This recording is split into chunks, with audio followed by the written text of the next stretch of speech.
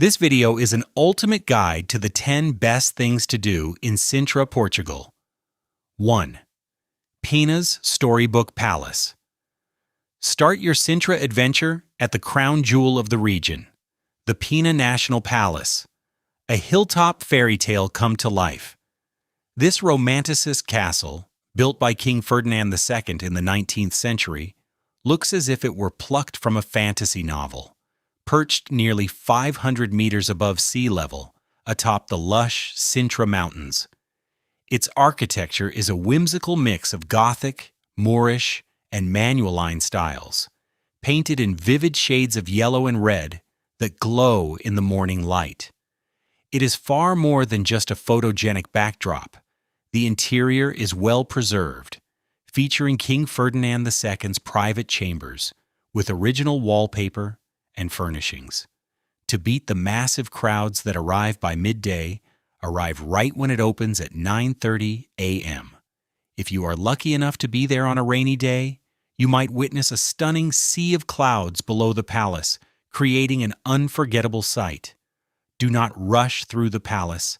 The views of the surrounding forest from the terrace floor tiles are as intricate as the history itself.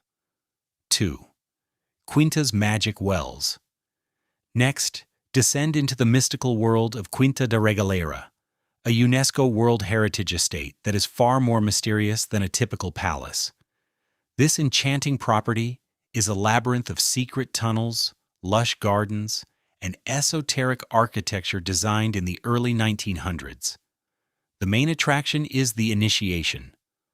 Well, a 27-meter deep inverted tower with a spiral staircase that has 9 landings.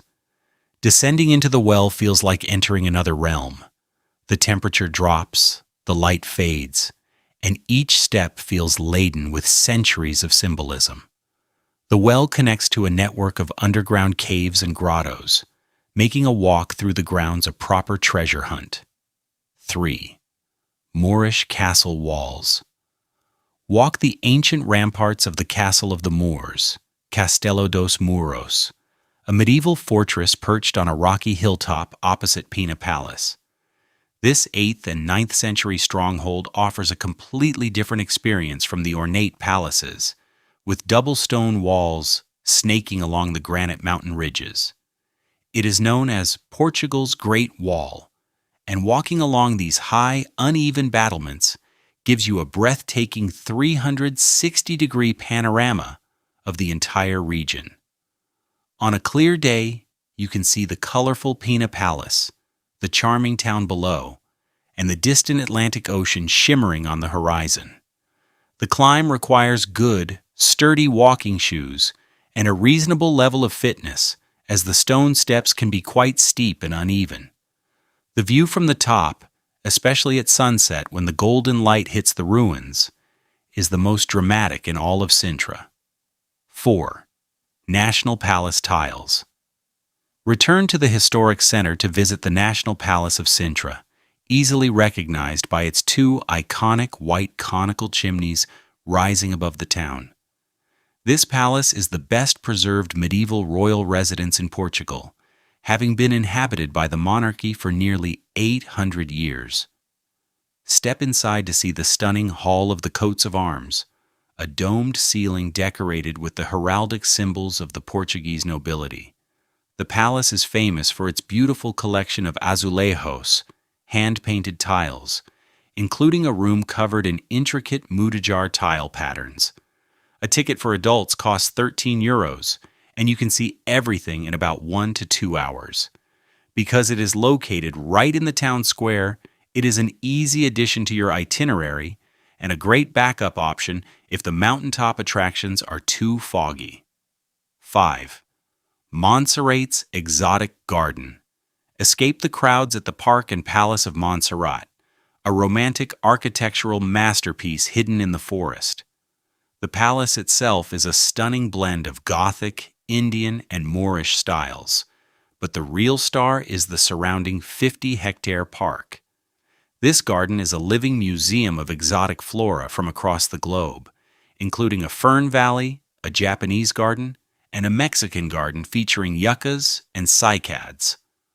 Unlike the crowded main attractions, Monserrate offers a quiet, peaceful atmosphere where you can wander along winding paths, discover hidden waterfalls, and rest under the shade of ancient palm trees.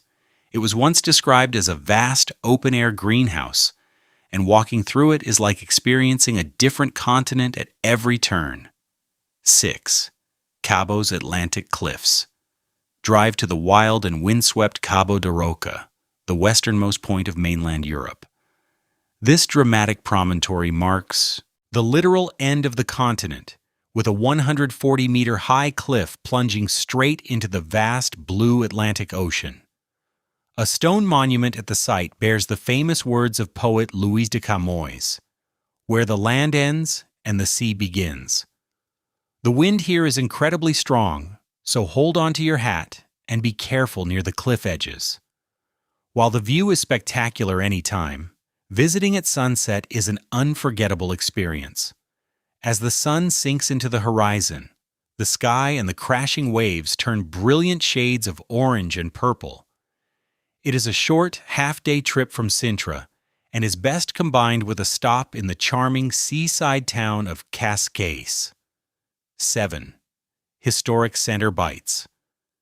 Take a break from the hilltop hikes by strolling through Sintra's charming historic center. The streets are lined with local shops selling handicrafts, port wine, and the legendary local pastries. You absolutely cannot leave without trying a travesseiro, a flaky, pillow-shaped puff pastry filled with a sweet almond cream.